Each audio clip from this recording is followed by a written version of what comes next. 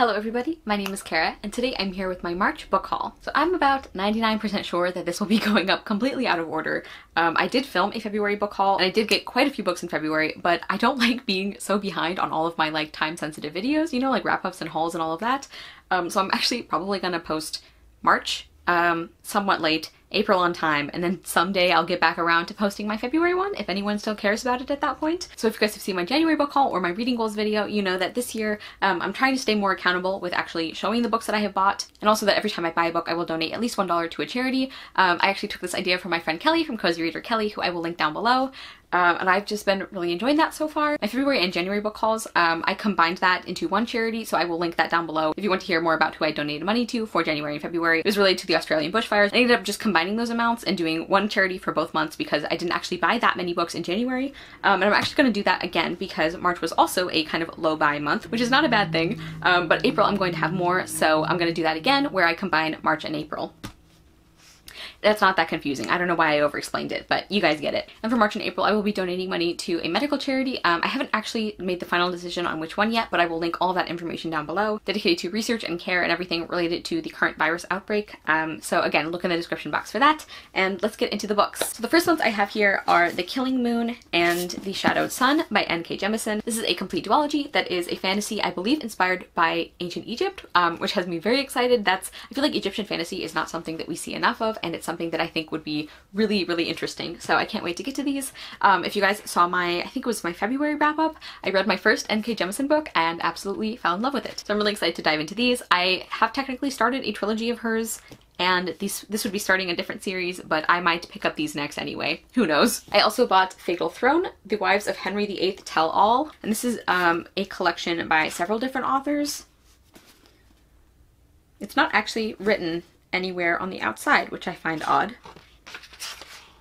Okay, it's M.T. Anderson, Jennifer Donnelly, Candace Fleming, Stephanie Hempel, Deborah Hopkinson, Linda Sue Park, and Lisa Ann Sandel. So this is a kind of interwoven short story collection about the 6 wives of Henry VIII, which if you guys have been watching my content lately or following me on Twitter, this is very on brand for me. I, like many people, am really in love with the musical 6, and it has made me super interested in learning more about these women and reading more about these women. And I don't know if this is going to be mostly historical based or if it's going to be just kind of inspired by these women and then kind of goes off in a more fictional direction. So I'm really interested to see how that goes, but I have really enjoyed some books by Jennifer Donnelly, and I'm also really excited to discover some new authors as well. Next I have a book I actually won in a Goodreads giveaway, and that is Cry of Metal and Bone by L. Penelope. Now this is listed as book 3 in the Earthsinger Chronicles, but when I entered the giveaway and when I looked up information about the book, you are supposed to be able to read this book separately, so that's why I'm still going to be reviewing it separately. And I don't think this actually comes out until August, so it'll probably be a little while before I get around to this one, but it sounded really interesting when I read the premise, and it was kind of a complicated premise, so I'm not going to try and summarize that, but it sounds like a very complex and interesting fantasy world. And if you want to actually know what it's about, definitely check out Goodreads, because like I said, I would not be able to summarize this in a very coherent way.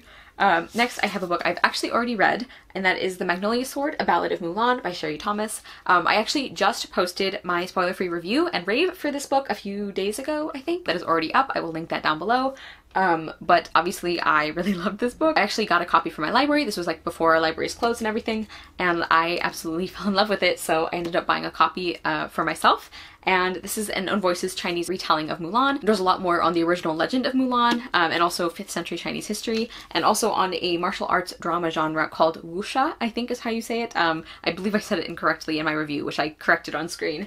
But I just loved this book, and I'm really glad to have a copy of it now because it's definitely one that I want to reread. Next I have a few books from Book Depository. I made a somewhat big order, I think right before all the self-isolation stuff started, and it ended up being split up between the 2 months, between March and April, so you'll see the rest of it in April. But the first book I have here is Bright Fall by Jamie Lee Moyer. This is a Robin Hood retelling, and we follow Maid Marian as the main character. I am realizing recently that I really love Robin Hood retellings, which is not a genre of retelling I ever really sought out before. And I don't know too much about this one, except that I think there are fae in this. And I don't know, I've heard mostly very good things about it. I've heard that this is very slow and character focused and kind of bittersweet, and it sounds wonderful, honestly. So really looking forward to that. And I also have one of the books that was in my most anticipated reads of 2020 video, and that is A Throne of Swans by Catherine and Elizabeth Core. And I talked about in that video, this is kind of one of the wildcard picks because I hadn't really heard a lot about it, and I just knew a few things about the premise. Like, I hadn't really heard any like buzz about this book or anything about the authors, but it sounded great. And actually I checked recently and it's gotten very high reviews, which makes me happy. And this is a fantasy novel where I think everybody in this world, or everyone who has magic, it's based on turning into birds, which is just an idea that really appeals to me for some reason. That just sounds super interesting. So I'm excited to get to this. I think it's about our main character who she ends up having to go to an enemy kingdom to find out what happened to her family. Because I think the rest of the royal family has been killed at this point. I don't know, but I've heard good things. It sounded interesting. I'm excited. And the last book depository book, at least in this haul, is War and Peace by Leo Tolstoy. Look at this behemoth. I love this edition though. This is a Russian classic I think many people have heard of. But I want to actually read it, and I'm going to be buddy reading this with my friend Julia from Shakespeare and Such. We're going to be encouraging each other as we go through this monster of a book.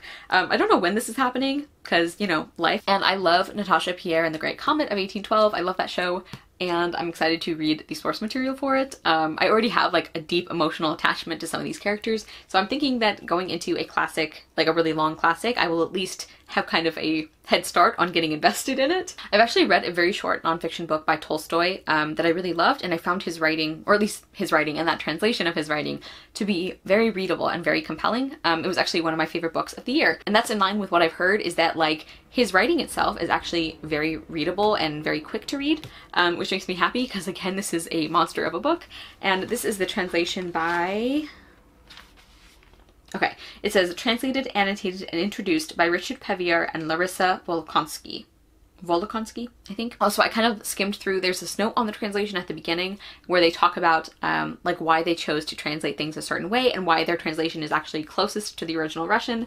And I really liked that introduction. So I'm kind of heading into this feeling good about the translation I chose, which is always nice. And finally, the last book in this haul is kind of a sneak peek of my April and birthday haul, because this is actually a birthday present from my lovely friend Katie from A Sea of Tomes, and that is The Extremely Inconvenient Adventures of Bronte Meadowstone by Jacqueline Moriarty. It's got here a few days early because it was like right at the end of March and my birthday's in April, so that's why I'm showing it in this video, but I am so excited to get to this. I've been in a real like middle grade mood lately. I mean, I always enjoy reading middle grade, but especially lately I've been gravitating quite a bit to middle grade. I can't wait to get to this. I don't know exactly what it's about, but it seems very whimsical and strange and lovely, and I love this illustrated cover as well. Okay everybody, so that is my March book haul. Again, my apologies for everything being kind of mixed up or out of order or late, but I'm hoping that if I can get this March book haul up not as late as other videos have been, and then if I can do my April book haul on time, I'm thinking that will actually be less stressful for me than like keeping to everything in order and just like continually being behind. Please let me know if you guys have read and enjoyed any of these books. Thank you so much for watching. I will see you soon with another video, and I hope you love the next book you read.